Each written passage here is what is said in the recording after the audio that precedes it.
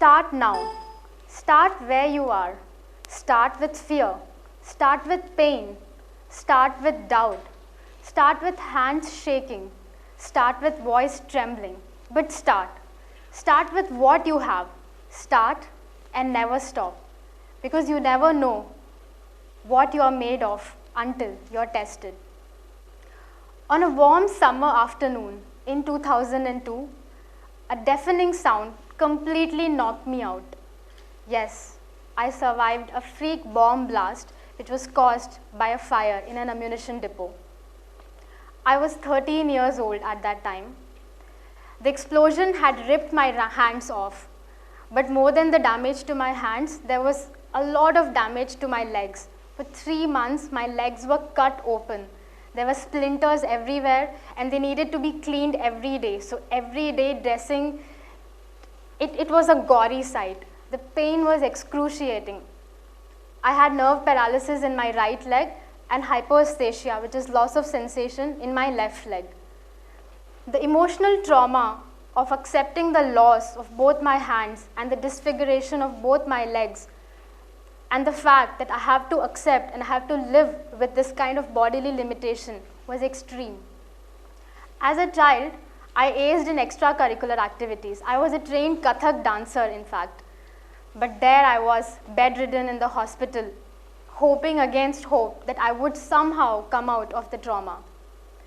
One day, on the hospital bed, I thought to myself, reality may not be what you want it to be, but it is the reality you must now face.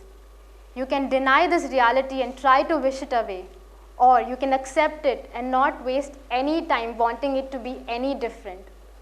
So that night, on the hospital bed, I thought to myself that I had only 2 choices from there. Fight and I will survive. Surrender and I will be wiped out. I decided to fight.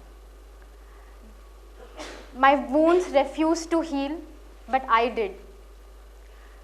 I was bedridden and all my classmates, everyone had started preparing for their 10th board examinations, and I thought to myself that why not give it a shot. I knew that no school would admit me with just 3 months to go for the board exams, but I was determined that I had to write. I did not want to waste any year. I was just determined to write the exams. I prepared, and on crutches, I wrote my exams with the help of a writer. 3 months of preparation, learning mathematics, learning diagrams, dictating calculus, dictating extreme biology diagrams. It was a challenge. It was a very big challenge, but I wanted to do it, and I did it. The day my result came, I think it was a life-changing moment. I was one among the state toppers.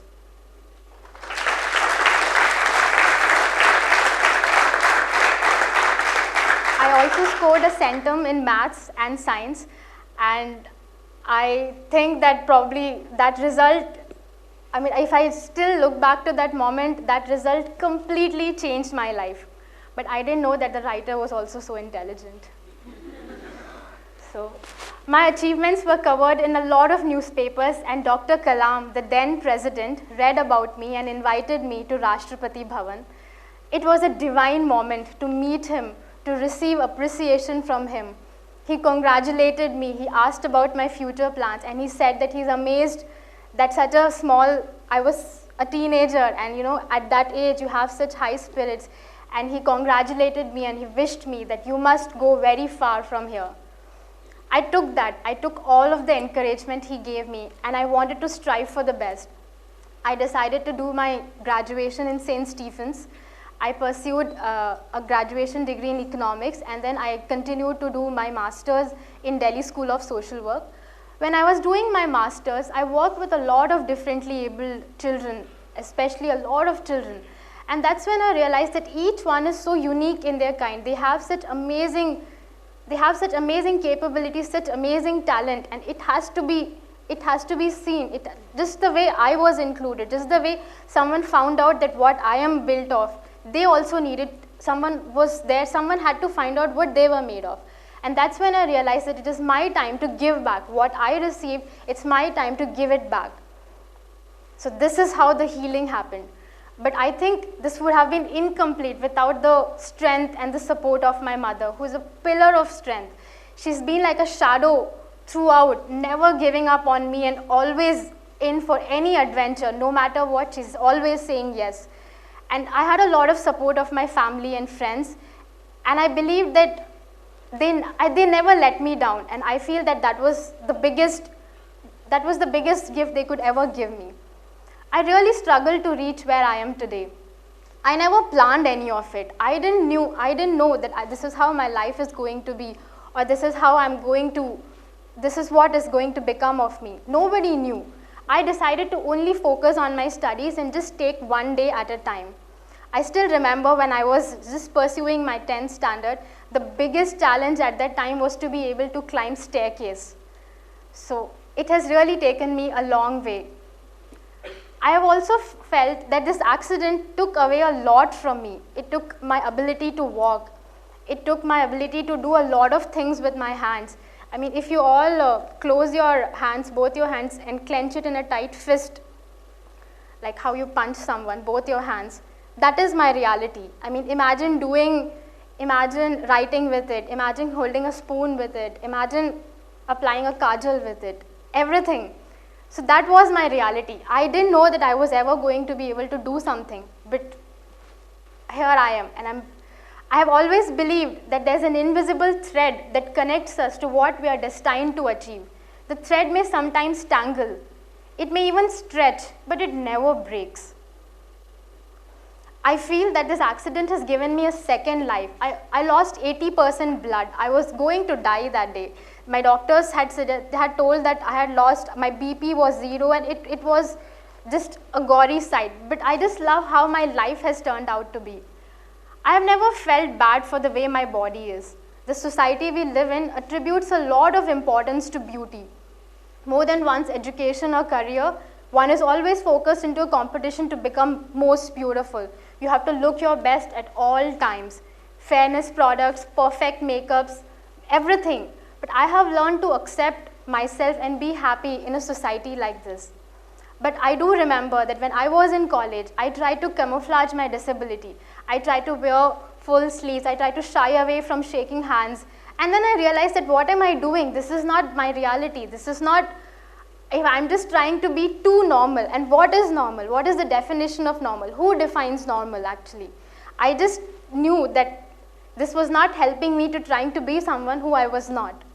Then one day I decided to step out and talk about what happened to me, to speak my fears. I learned that going out and talking to people gives you that amazing strength and courage to move on. And I think that's what it gave me. And thus I began my journey as a speaker. I once read somewhere that a measure of one's success is the degree of positive influence that you have on someone else's life as well as your own. I immediately recollected the mails I had received from people. They used to write to me saying that they had stopped complaining, that they stopped blaming, that they started hoping, that they started living. That to me was my proudest moment ever. As Scott Hamilton rightly said, the only disability in life is a bad attitude. So going by this definition, I don't think I have a disability. I feel this is my superpower.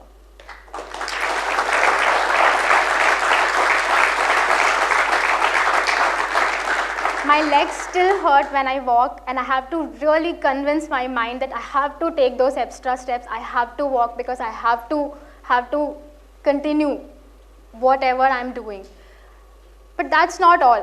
When I was bedridden in the hospital, one day the doctors declared that this girl is never going to be able to walk again. But was I to believe them? Never. I walked the ramp last year in a showstopper gown to promote accessibility and fashion.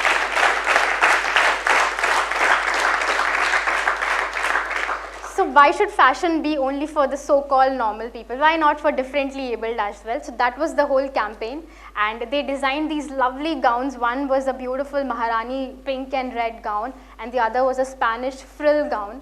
And it was accessible so that I could wear it on my own, because how many shops do you go and you can just say that I am someone with artificial hands and I need to buy a gown? I have never really seen a place like that. So this is what I am advocating for. Fashion and accessibility. So this is for people.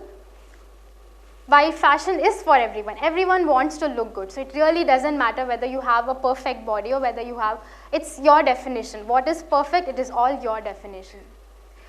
The accident was a terrible experience, but sometimes I thank God it happened, because I don't think my life would have been as incredible as it is today. Wherever you are, accept yourself and move on from there. I believe it is the why questions that kill people from inside. If I had started questioning why this accident happened to me, why me, why I had to go through all this, I would probably have spent my life chasing these questions in vain. The moment you accept yourself, what has happened to you, I believe the road ahead opens up, the fog clears, and it's a beautiful journey from there on. Places, people, and events enhance, enlighten, and enthrall you. So never give up. Why should you give up? I believe I have reasons to give up every day. Even now, it was a strenuous task to walk. Every day is a challenge. Every day you have, I know, big or small, is that every day you all face challenges. But why give up? Walk into that uncharted territory with your head held high and a heart full of joy. I believe that we are all gifted with that spirit, and that spirit is what we should always nurture, always cherish. Some people's lives seem to flow in a narrative. Mine had many stops and starts. That's what trauma does. It interrupts the plot. You can't process it because it doesn't fit with what came before or what comes afterwards. It just happens, and then life goes on. No one prepares you for it. You just live. Thank you.